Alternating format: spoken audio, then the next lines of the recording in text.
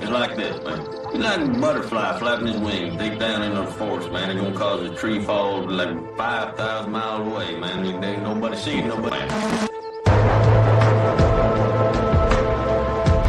Man, see, like, you don't even know, man. It's like you're born into this world, man. And you got like that, man. That's the point, man.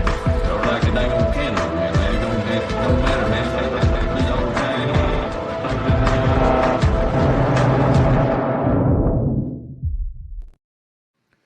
All right, Athenian stranger, welcome back to the Jay Burden Show. How you doing, man? Doing great, man. Thanks so much for having me back on. I love whenever I get a chance to chat with you like this. Yeah, I always enjoy it, and it's funny because this is actually the topic of this stream: loyalty in friendship. It's actually something that I've been wanting to talk to you about for quite some time because I've heard you speak about it. I've heard you reference it. And I'd been thinking about it for so long, I actually thought we'd already talked about it. I had just constructed this memory that like, oh, I must have already done that. And then I, just was thinking, I should have Athenian on again and went to search back through the topics. And I was like, I can't believe I never brought Athenian on to talk about that because it was one of the, even the first time I brought you on, it was one of the things that I wanted to address. And so obviously that's sort of a weighty topic, right? Friendship and loyalty. And it's one that's been on my mind for quite some time. I was talking with my wife, earlier before we, recorded this. And she basically said, she's like, well, you know what? I don't think loyalty is a modern virtue. That friendship in that sense is something that is prioritized. And I think that's correct. Obviously, the conversation around cancel culture is largely stupid and a waste of time because every society has standards, right? It's just the question of, is it a good one or a bad one? But nonetheless, the sort of ritual denunciation by friends and family, someone gets outed as an outsider, and then there's this desire to find a friend or a family member to disavow them and cast them out as sort of part of this ritual. It is really something that bothers me. Because to me, ultimately, all politics is about loyalty. And one of the things that has really been sad, and you see this both in a military context, but also in just a domestic political one, is the degree to which loyalty has been substituted for sort of transactional relationships, right? A mercenary relationship. And so at the basis of that, right, is that, well, what does it mean to be loyal? And what does it mean to be a friend? And I realize I threw a lot at you there, Athenian, but I'm curious, how do you want to sort of pick apart this issue? So the danger here is that I just spurred because everything you just said is something I've turned into my wheelhouse in many ways for the past couple of years. My experience on anonymous Twitter or X led me to it in many ways because,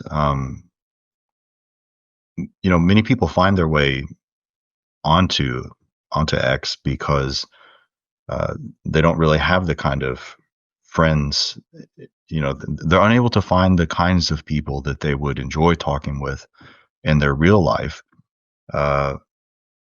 as they would on X or something like that. And so the next thing you know, you find yourself with people who you share so much in common with.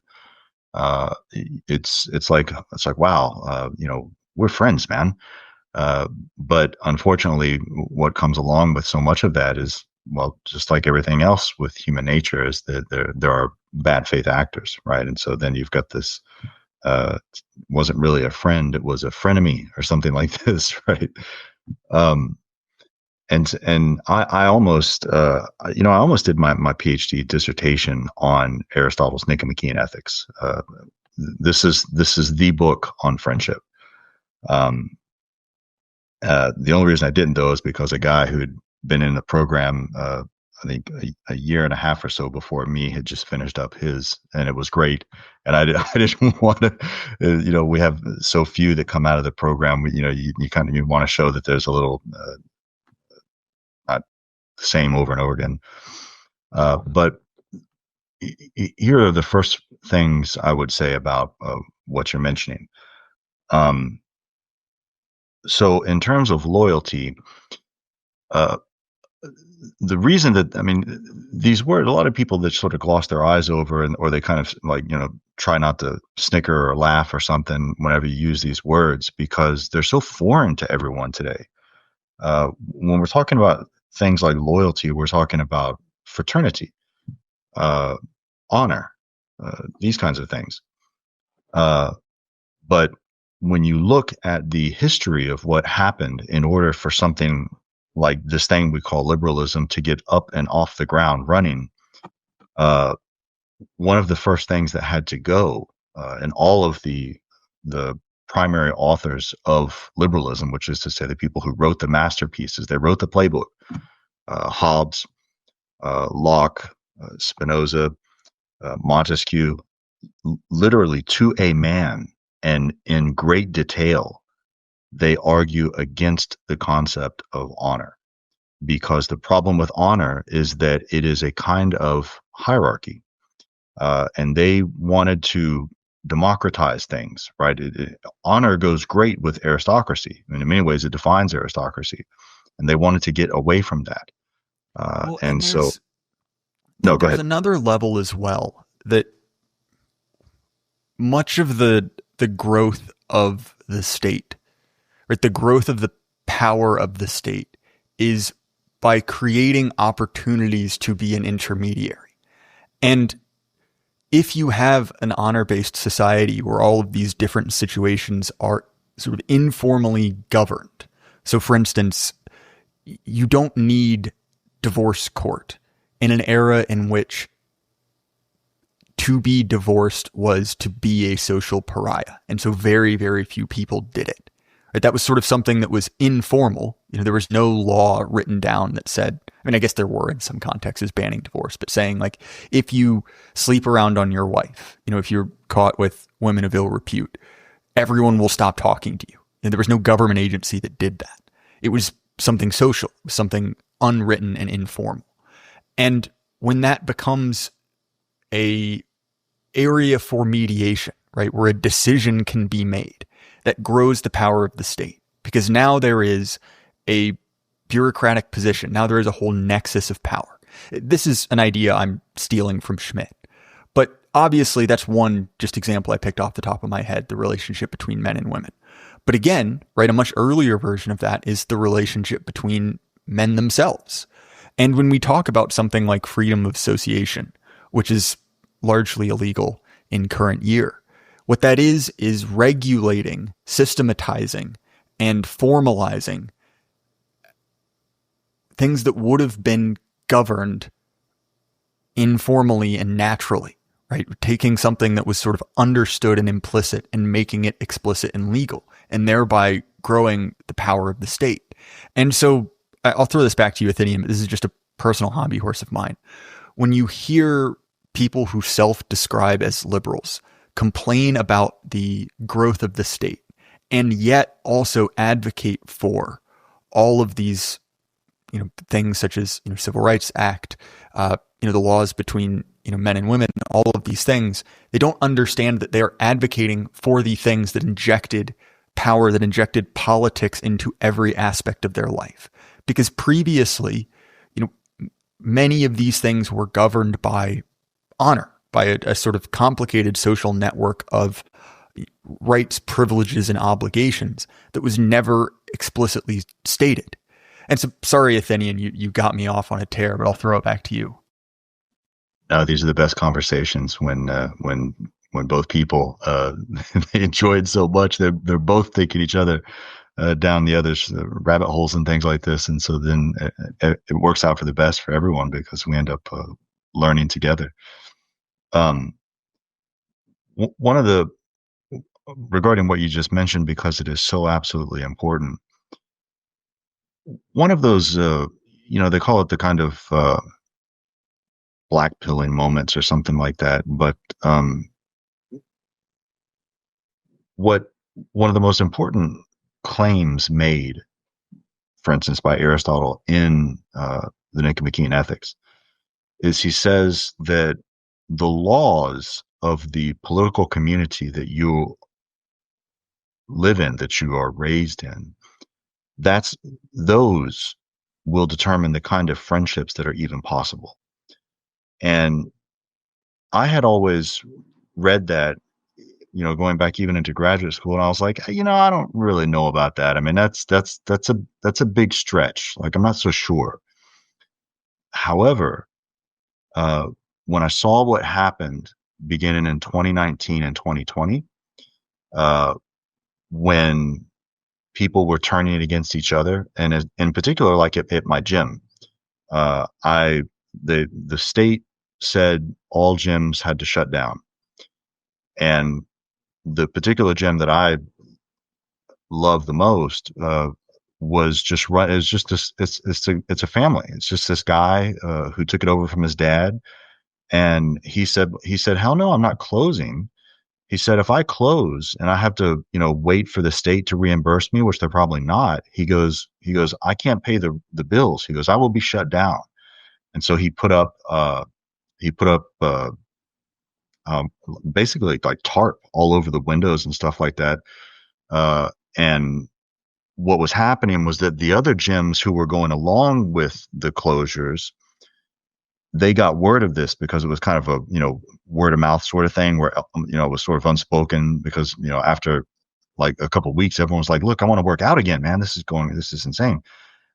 So what happened is that the other gym owners were sending in essentially spies, right? And videoing with their phones, and reporting it to the health department.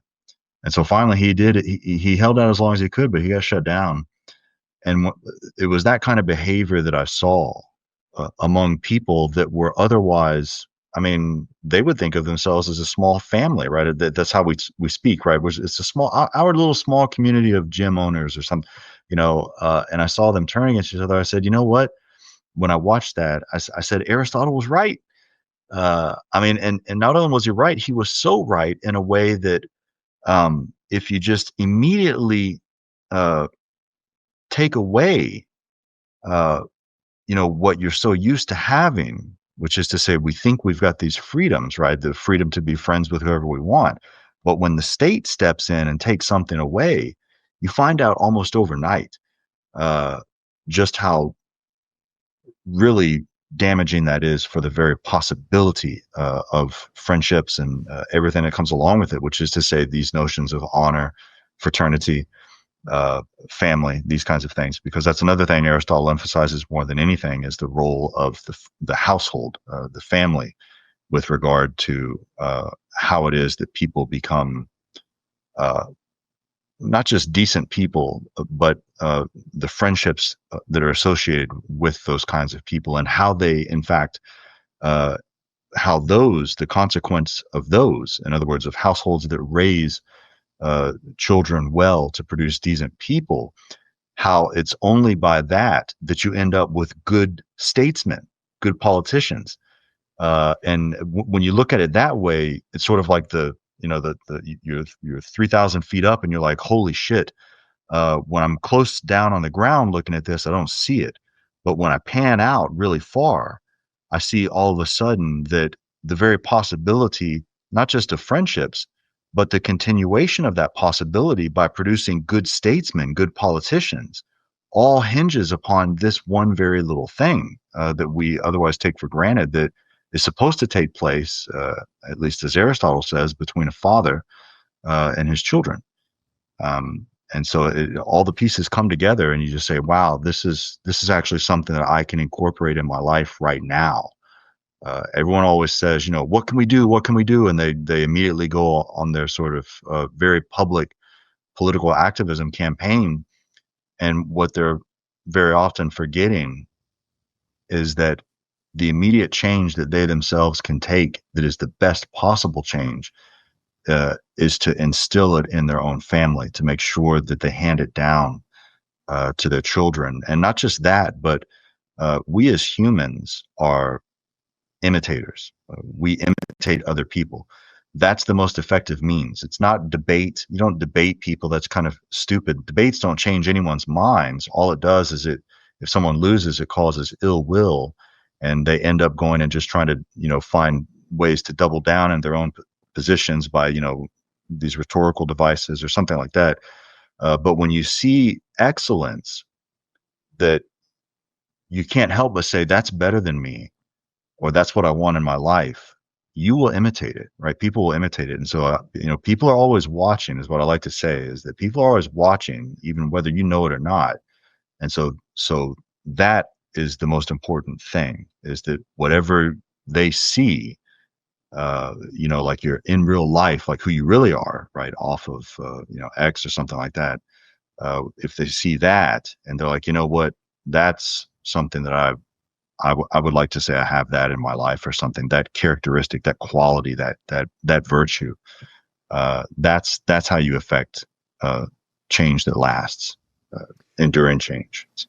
So there are several things I want to get at there, and I guess it's time to check off another spot on the Jay Burden bingo card, because guess what? We're going to reference C.S. Lewis again. In one of, I think, his best essays, The Introduction to Abolition of Man, the whole thing is constructed as a review for a textbook, right, given to elementary school students. And he excoriates the publishers for inserting, sort of surreptitiously, materialistic nihilism into the text. It's a text on literature. In the provided exercises, the children are supposed to dissect a poem, right? Describe the language they see.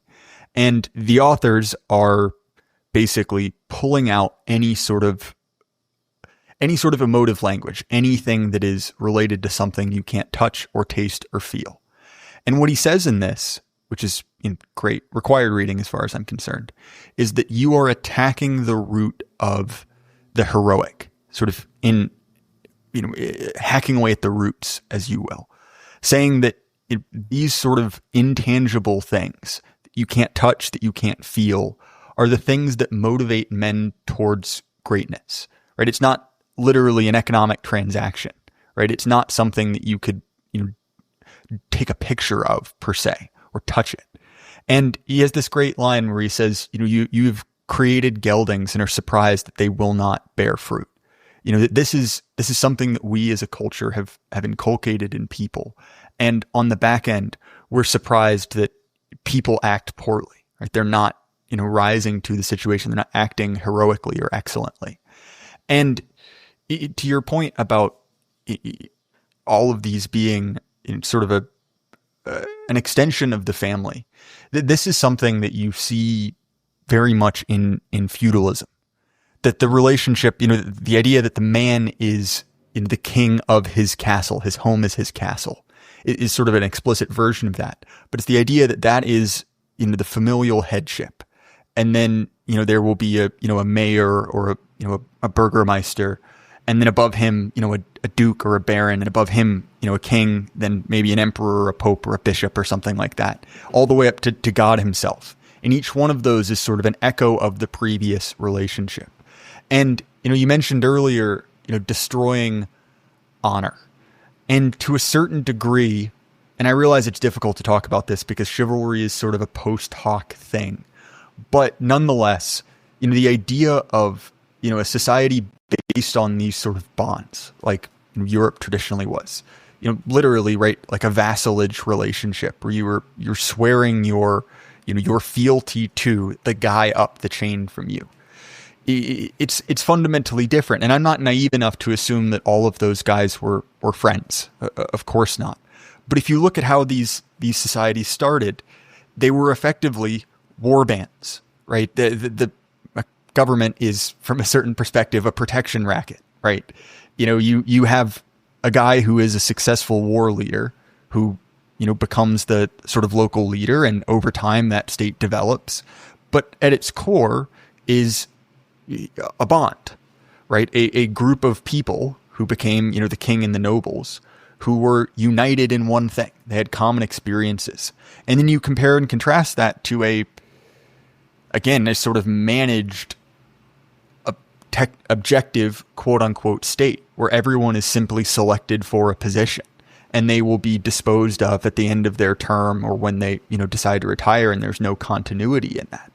And this is something that Hoppe writes about as well, that there is that lack of ownership.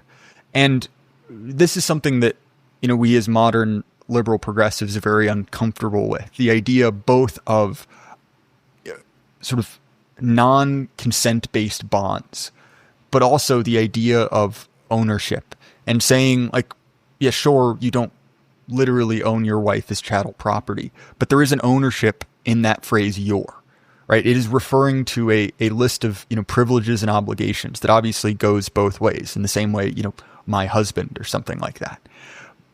But again, these are the sort of, I don't want to say like spiritual or social, whatever term you want to use, non-objective, non-physical bonds that humans traditionally organize themselves along. And again, right, when we come to friendship, that is a chosen bond, right? You do choose, at least from a certain perspective, who you were friends with.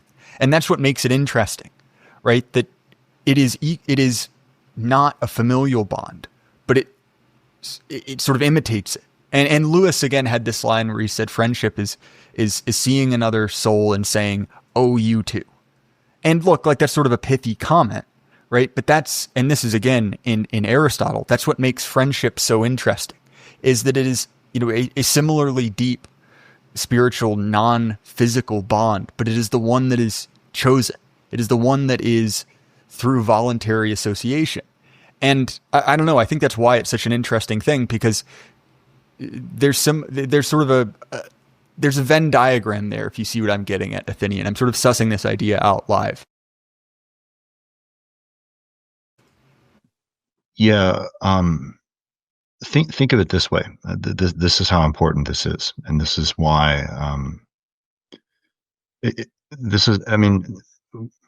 the layers to what has happened along the way in the last, certainly the last 100 years, but we can push this back to about 300 or 400 years. The layers that have been erected that separate us today from being able to truly appreciate how important these things are just they're amazing in sort of in the sublime sense of being we should fear them because this is how dangerous it is. The strongest claim that Aristotle makes in the entirety of the Ethics concerns friendships. And what he says is, he says, even if a person had all the goods that they wanted, he says, no one, literally nobody, would choose to live without friends. There's another way to say that is, and this goes back very earlier in the text, a lot of people are familiar with having heard Aristotle says man is by nature the political animal. Well, he says that in reference to a statement that he's just made about the criteria that he sets down for what virtue is supposed to be. And one of them is that it is supposed to be complete in itself. And well, there's two criteria. The one is that whatever this thing we call virtue is, we expect it to be complete in itself. And we expect it to be self-sufficient. And then he immediately qualifies that and he says, however, not with regard to the human as an individual, because we need friends. And he says, because man is by nature political. And then fast forward about 100 other pages, once he goes through all the virtues and all the vices, and all of a sudden you're at the end of the text, and that's when he says, even with all the goods, no man would choose to live without friends. There is something about us as humans that if we are to lose friends or to not be able to establish proper friendships, that makes us no longer human. We fall below the bar, right? We're in many respects, we are defective. We are subhuman. And that's why it's so absolutely crucial that people understand just how important it is that this thing, like what you're referring to as the state, right? The state, we all recognize the state, right? Nietzsche calls it the coldest of all colds, right? That's how it is the coldest, right? It has no emotion. The reason we should be afraid of that is because if that's guiding our lives and certainly imposing the laws that constrain us in what we are able to do, if that is in charge or behind the scenes working the strings of the very possibility of what makes us human itself, then we better start taking it a little more seriously. And that's why, again, this notion of friendship is so important. And again, the one of the defining characteristics of friendship is that it not be, as you were saying, a kind of contractual or utilitarian thing. Because, I mean, in many respects, you could say that Aristotle has warned us against liberalism right there, because he says that contractual or utilitarian friendships, they're gone immediately once the terms of the contract are, once you're no longer of use to somebody else, then it's no longer, I mean, there's no friendship. There's no purpose for it or anything.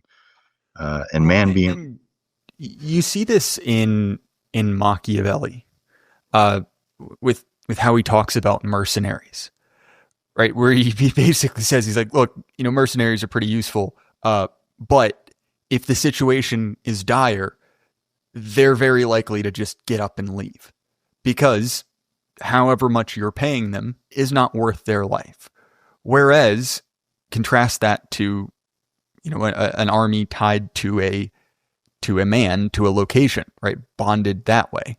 And again, obviously, there are lots of soldiers who don't necessarily want to be there, but that is a different thing. And that again is a non-commercial bond.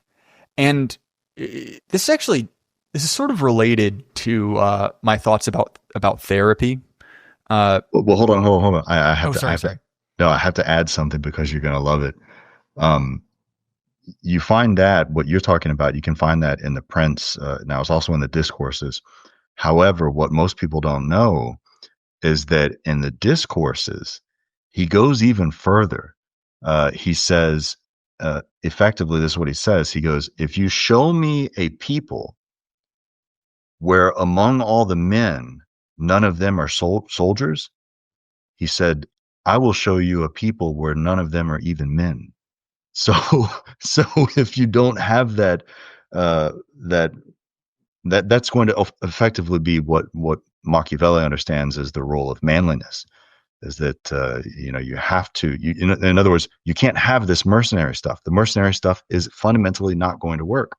But anyway, I just wanted to add that because it's I find it funny because it's so true, and it should be able to resonate with so many of us, because look at how many people are completely unmanly, but yet they want to claim to be men and everything. It's just sort of funny. Well, and I want to put a pin in that to come back to it after I make this brief digression, because there's very much an aspect to which combat is the ultimate male bonding experience, and I'm deliberately using kind of millennial therapy language because it's a little bit funny, but I do want to address that.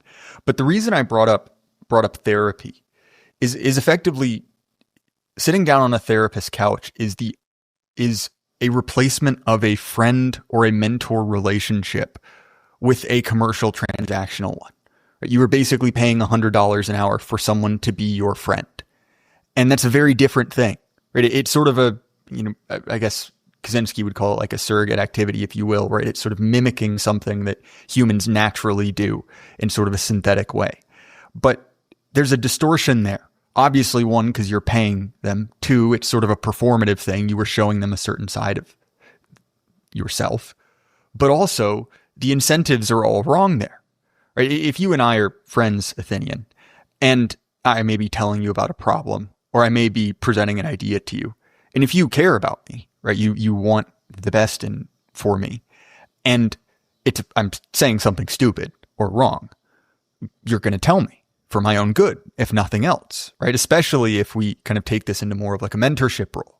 That is the utility of that. That is that sort of completion Aristotle is talking about, right? We are all incomplete, imperfect humans, and friendship offers us to sort of get someone else's wisdom perspective, and sort of get a glance of that perfection or that completion, right? Something that you lack, someone else has.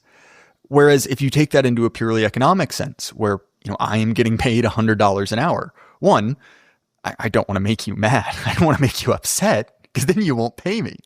And also, I have no incentive at all to solve your problems, right? Why would I? Because then you'll stop coming to me. And I think that that's sort of an indication of the degree to which friendship has declined. Because that service, if you want to look at it in an economic lens, used to be something that was informal, right? You never used to have to pay someone to do that. You just had someone, whether it was a priest you could confess your sins to, whether it was, a father or an uncle you could go to for advice, simply a friend. And as that system of friendship has declined, which I realize is sort of disturbing to say like that, this sort of synthetic contractual version has taken its place, if you see what I'm getting at. Yeah, let me this is an especially important moment here, because this can be put into terms that Aristotle uses that are not technical or anything, that I think will resonate even better with listeners. What Aristotle says is he's trying to clarify for himself and for the reader. He wants us to have a better understanding of what friendship is, and he says it seems to be the case that goodwill, the Greek there's eukonia or eukonoia. This is that you can have something about friendship involves goodwill, and it's reciprocated, right? But he says, but that's not going to be enough.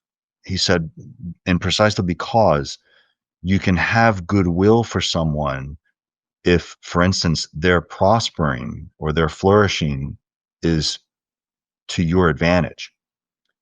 Well, that's dangerous, because what if the fact that they're prospering to your advantage is rooted in bad motives or something like this, right?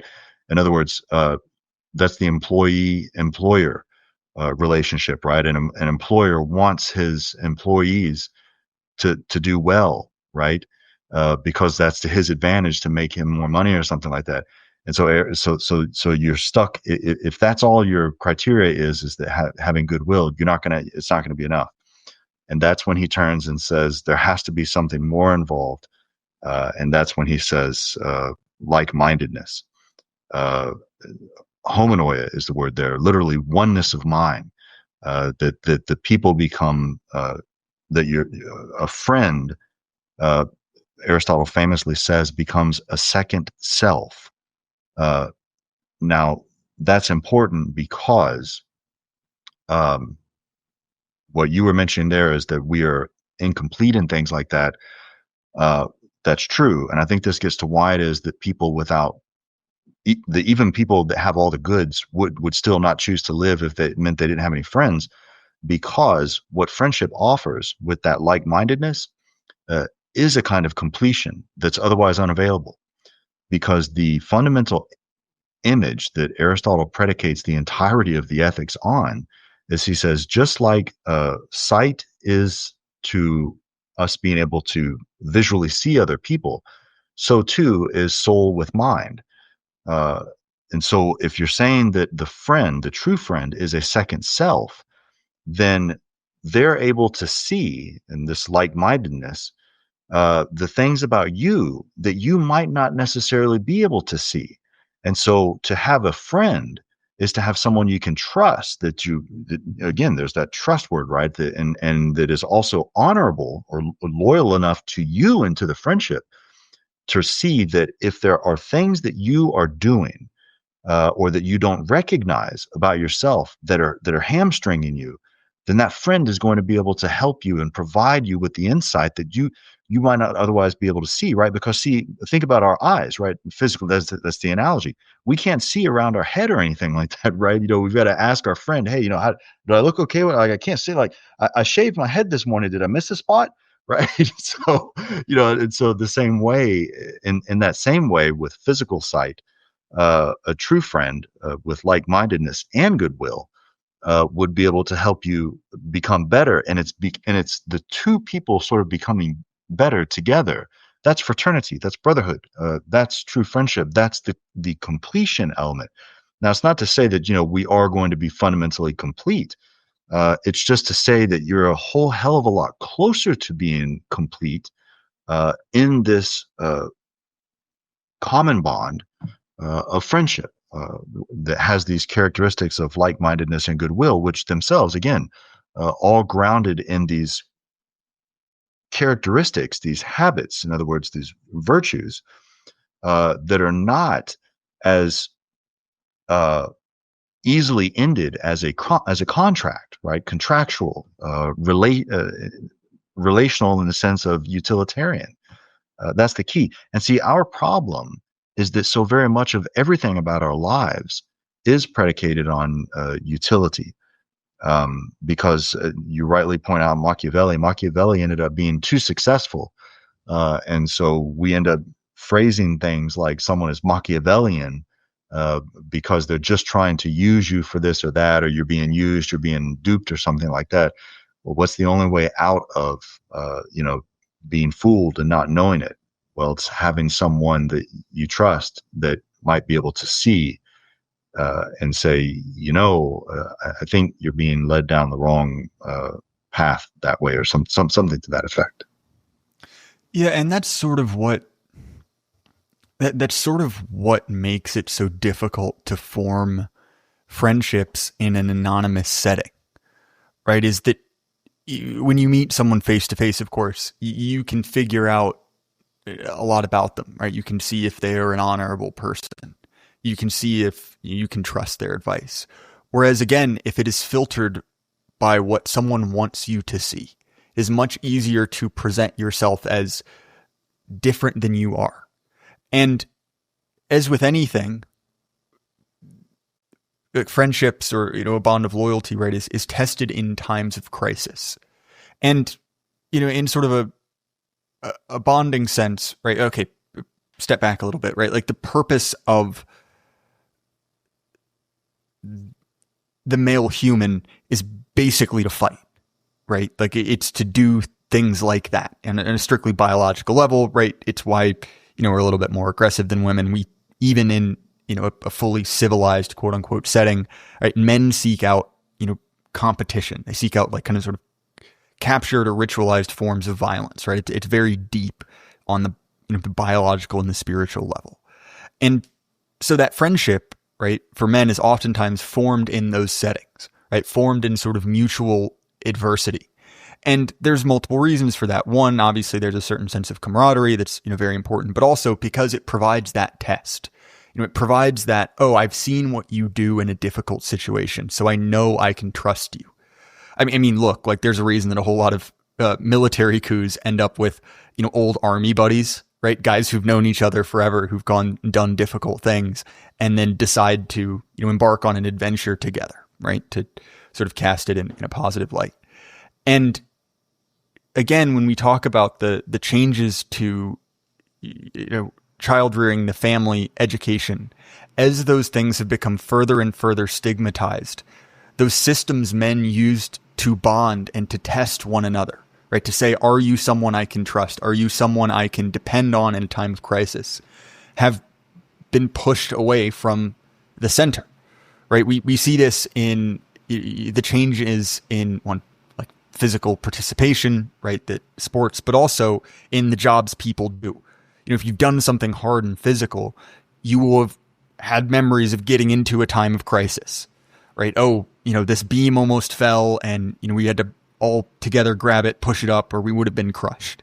Something like that, where there is that sort of time of crisis and test that goes along with it.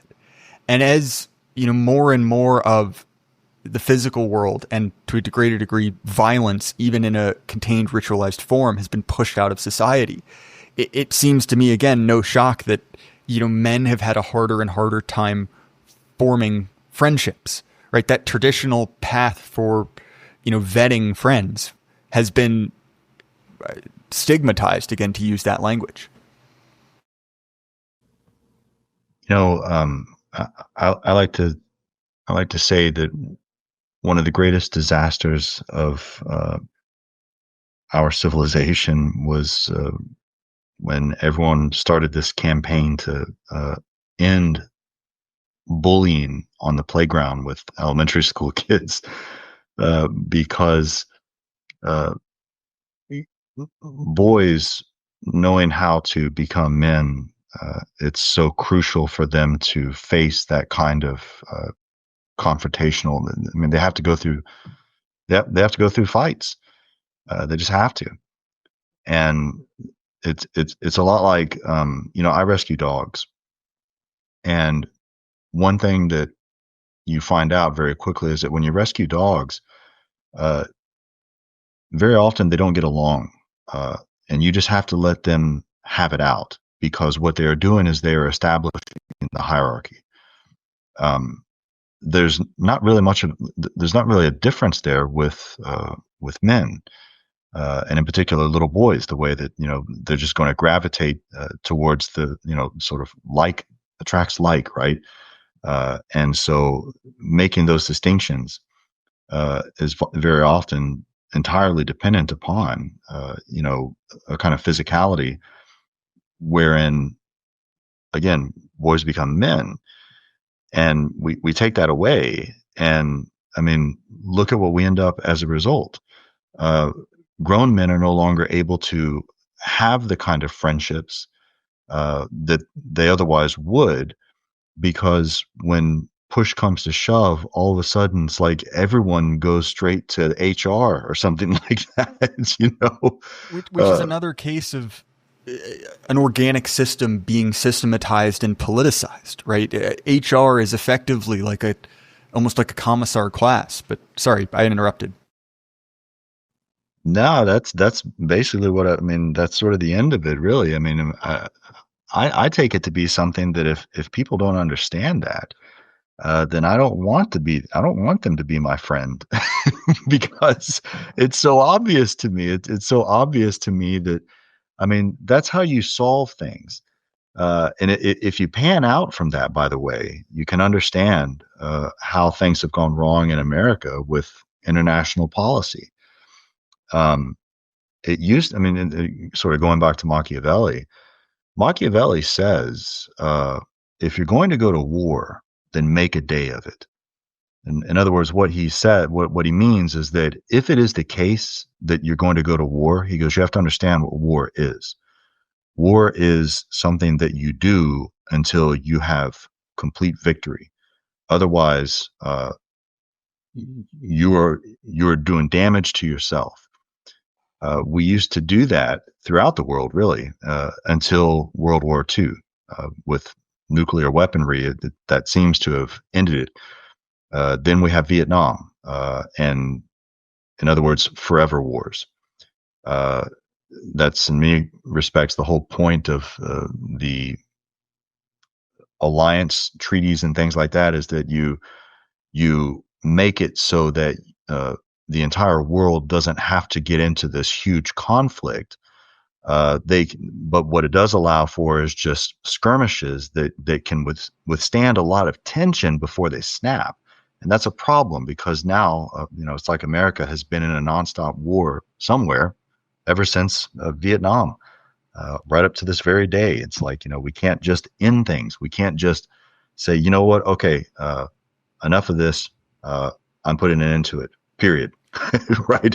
And there's another layer to it as well, that when we use phrases like the Nuremberg regime or whatever, the rules-based international order, to put slightly a positive spin on it, it again is an extreme stigmatization of conflict. And the idea is that conflict in itself is illegitimate.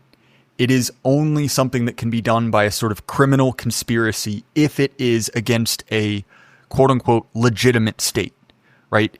Two first world, proper countries can't fight.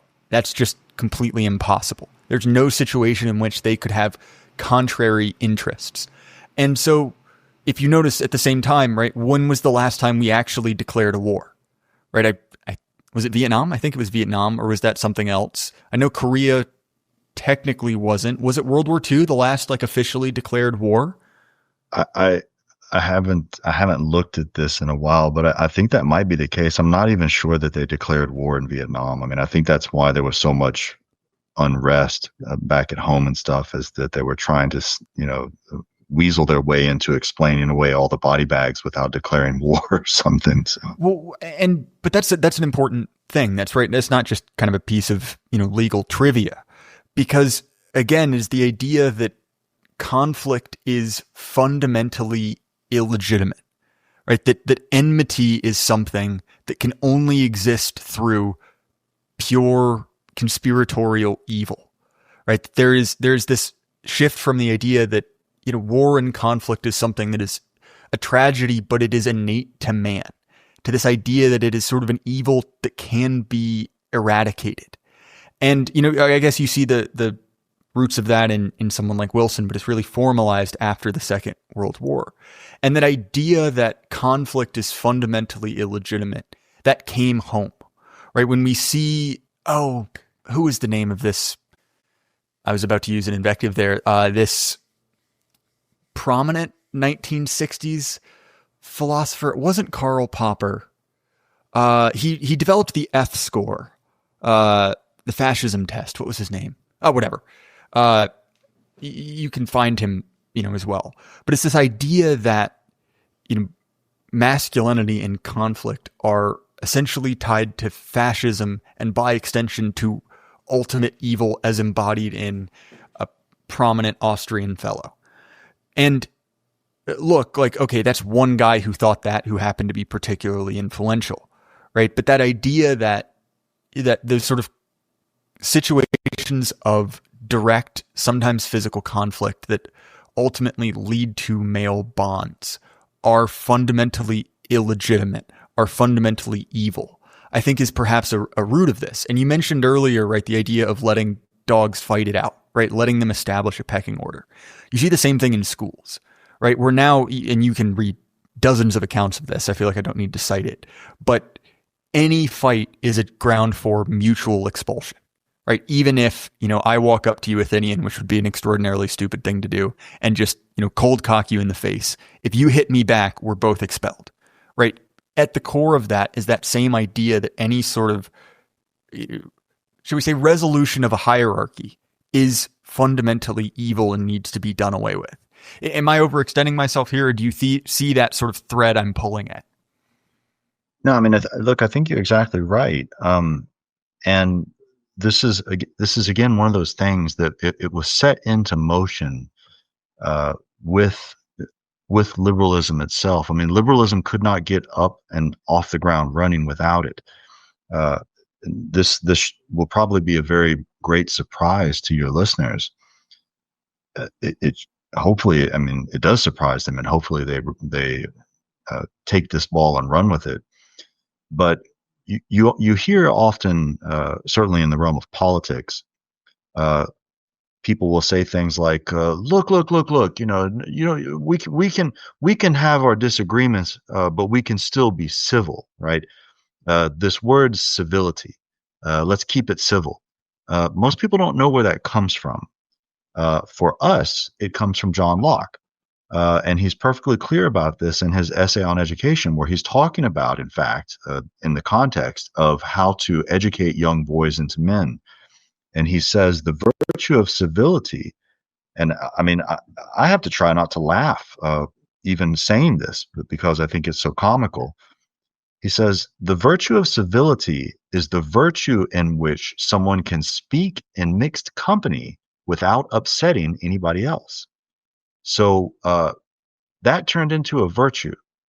Now, we have to keep in mind, though, that even Locke himself was still a man of honor. I mean, they still did duels, right? I mean, we even saw duels in America with we saw quite presidents. A lot of them, right? Right, presidents. This was sort of sorry, this is a hobby horse of mine. American duels are sort of infamously deadly. The Spanish preferred swords. There were kind of different methods across the continent, but Americans almost always used pistols, which means quite a lot of American men died because obviously getting shot with a 75 caliber lead ball at 15 feet is not exactly something you come back from, but it is a very interesting chapter of American history. And brief plug, George Bagby, who Athenian you have spoken to on my show before, has done a great sort of mini series on dueling that is well worth your time if you're interested. Sorry, I promise this is my last digression. It's just something I care about a lot, so I had to. No, that's good. But the thing to keep in mind about it is that was just we could say the remnant of an idol that had already been kicked over. That's why it disappeared. Because even I mean, we have some of the founders who even say this. I mean, it was Hamilton himself who says, where do I go to get my honor back? See, because it was already, I mean, that was the point, is that you couldn't go anywhere to get your honor back once your name had been smeared. So what do? Well, it's because we got rid of honor. And that's why duels just became anathema, because they finally said, okay, enough, right? Enough. We're civil, right? And so now we see where we are. How do we like that civility now? It's become such an idol for our own politicians that you have people from one political party that can flat out call you the worst names of what they think are the worst people in human history. And yet you, right, in your political party will say, whoa, look, I'm not going to stoop to your level. I'm not going to do the same thing, because we can, I'm so good that I can still, speak with you and disagree with you while not, returning that, doing that. Okay, congratulations. You're basically a woman. You're not a man. Because honor used to mean something. People died for calling other people names. I mean, even Burr. So right. I mean, that's the whole point. So yeah. I mean, these things are serious, and most people have no concept at all of the revolution that took place for the very thing that they call a virtue, right? They call it this virtue of being civil, civility. Well, it's really it's a corrosive kind of acid that not only undid manliness, but it undid manliness because it undid honor, which, oh, by the way, also undid the possibilities of what would otherwise be extremely politically important friendships that would issue, again, all from the household, things like that. So I mean, this is the things that we're talking about that should be relevant, but unfortunately, most people don't think they are. Well, and that's sort of, again, in the same way that all authority is ultimately downstream from the capacity to enact violence. There's sort of a similar thing socially. So you mentioned dueling, and in one of his videos on this, Bagby mentioned an incident from the Civil War, which I'm sorry, I can remember none of the specifics of which general this happened to. But he was a fairly minor general who's sort of an infamous tomcat, right? He was always going after other men's wives. And he did this to one of his subordinates. And one of his subordinates, when he found out that his wife had been, carrying on with his boss, walked in and shot him dead. And okay, that happens from time to time, right? A crime of passion. But what's most interesting is that this man suffered no consequences. Everyone involved knew the whole story, said, that's what happens, you shouldn't do that, and he carried on with his career, right? He obviously had been embarrassed and sought satisfaction in that. And look, humans are what they are. They always do bad things. It's somewhat stupid to say it, but there's a certain amount of just basic depravity that humans are always up to. But having that sort of implied threat of, well, if I do this, there's always the chance he might just shoot me, or he might challenge me to a duel. That sort of provides a check on that, right? An informal one. It's again not written down, but having that avenue for, shall we say, here's a good way to put it, community policing, right? To kind of put a modern spin on it, right? Puts a check on certain bad behaviors. If you see what I'm sort of getting at there. Yeah, that I don't want your listeners getting tired of me referencing philosophers and Aristotle, but I mean, I like to think that's the only reason you guys have me on is because why do you think I talk to you? It's like thing you just started doing. So what Aristotle says in the Ethics is he says this is almost at the very end of it. This really is how he ends the Ethics. Is he says it would be nice to think that speeches alone can lead people to virtue, to make them decent. And he says it can, in fact, however, only for a very rare kind of particular few. And he talks about the youth who, on the one hand, have leisure, and they've also been raised well. They have a noble breeding, is what he says. In other words, their household is good. He said, and also they're open, they're receptive to this concept of the beautiful, right? In other words, excellence. They see something, they're like, you know what, that resonates with me.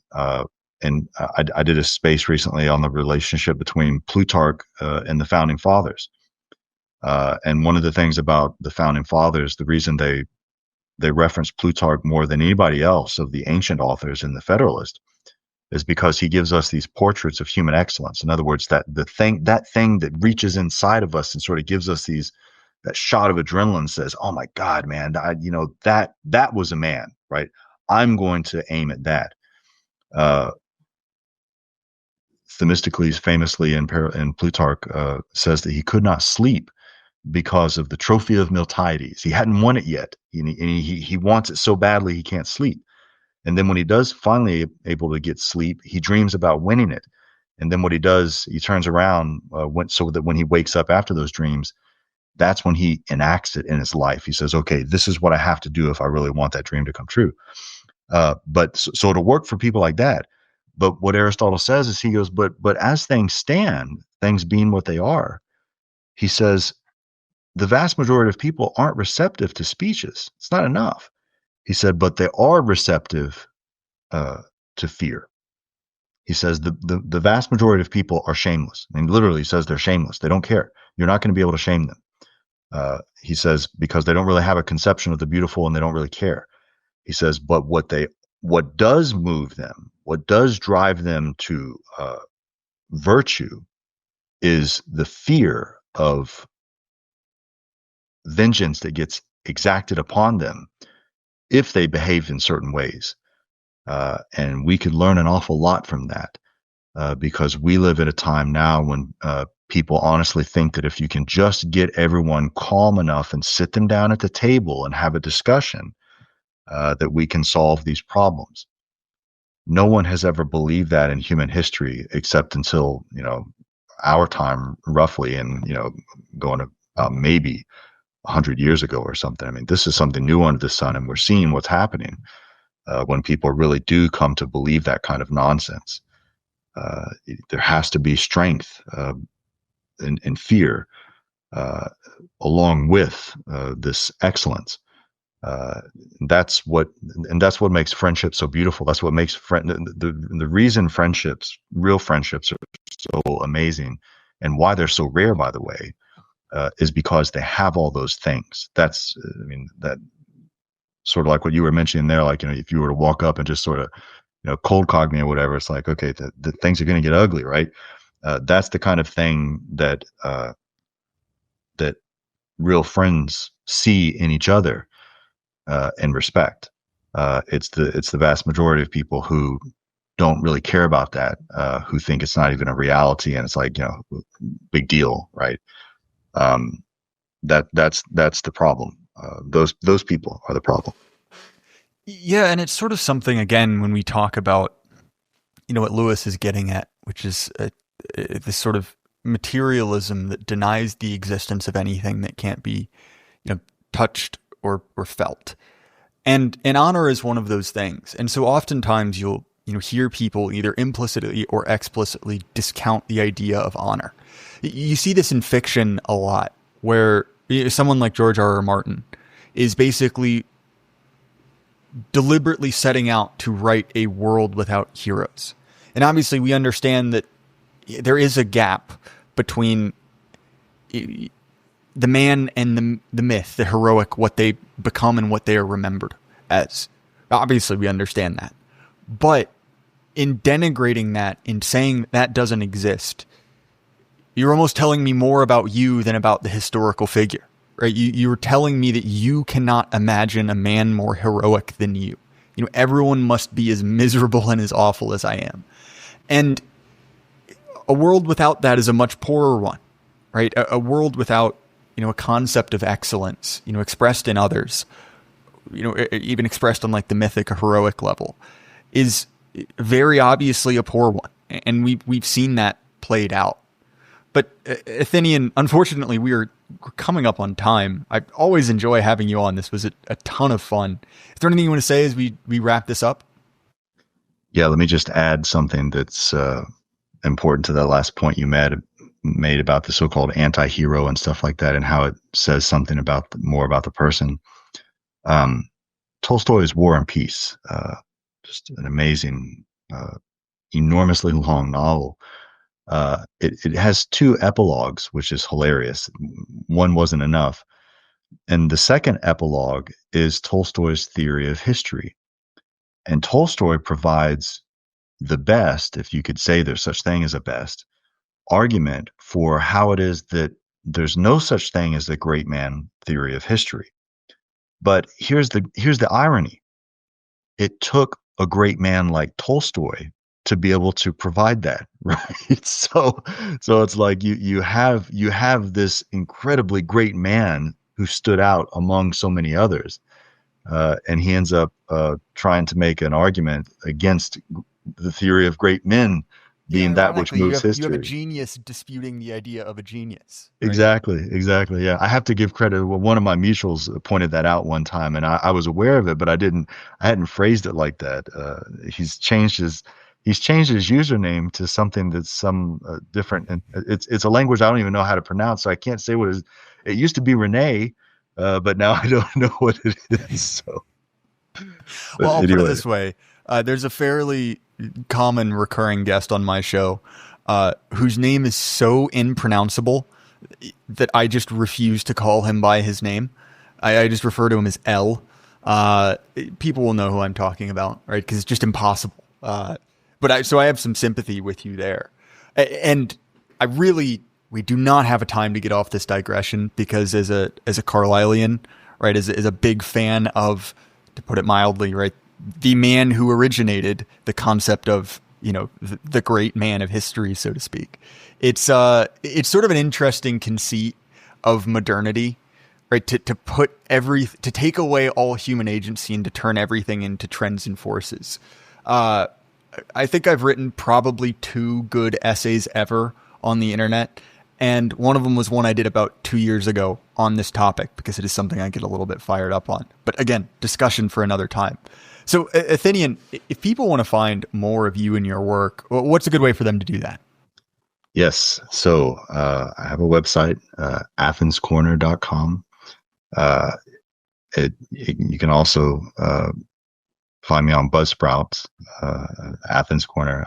I have a little YouTube channel as well where I just have some clips, but this is all I do, is provide these in-depth discussions from the great books about these topics. And I'm probably even I was thinking over the past few months, I'll probably do an entire series just going through Aristotle's Nicomachean Ethics, the 2 chapters on friendship, and just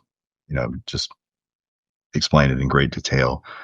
But yeah, that's where you can find me, and got plenty of stuff. And I'm about to release an enormous amount that I've been working on for months now that is finally almost done, but it'll be worth it. So that's where they can find me. Yeah, and all of those will be linked down in the description. Highly recommend Athenian's work. Just a brief housekeeping notice. As you've probably noticed, I have an RGB thing on my computer flashing. Looks like I'm in a rave. I am too much of a boomer to know how to turn it off. So I am just as annoyed by this as I've no doubt you guys will be. But I don't know how to turn it off. I'm simply too incompetent. So until I find a solution, I think we're stuck with it. On a more serious note, The Jay Burden Show, you can find me on Apple, Spotify, YouTube, anywhere you want to listen to podcasts. If you want the episodes early and ad-free, you're going to have to throw me a few bucks. You can do that on Patreon, Subscribestar, Gumroad, and Substack, pretty much anywhere you want to do it. And just a brief note, I want to explain why I'm doing that. I'm not doing that to be money grubbing, right? I'm doing that because this is what I do now, right? I am a podcaster. I have a life I have to live. And look, if you don't want to, I get it. Money's tight. The free feed is still there. You'll still get all of the content. But it's a way for me to, support myself while not, shortchanging you guys. And so I just want to say a lot of people have started supporting me. I really appreciate that. It means the world to me. I'm glad that what I do is valuable to you guys. And so I just wanted to say that, just so you guys aren't, assuming I'm getting, fat and happy off this. But again, Athenian, man, this was a ton of fun. I always enjoy having you on. And I just appreciate when you have me on. This is always a great time. So I can't thank you enough for this, like always, man. Sure thing, man. And to everyone at home, keep your head up. Life can't last forever. Good night.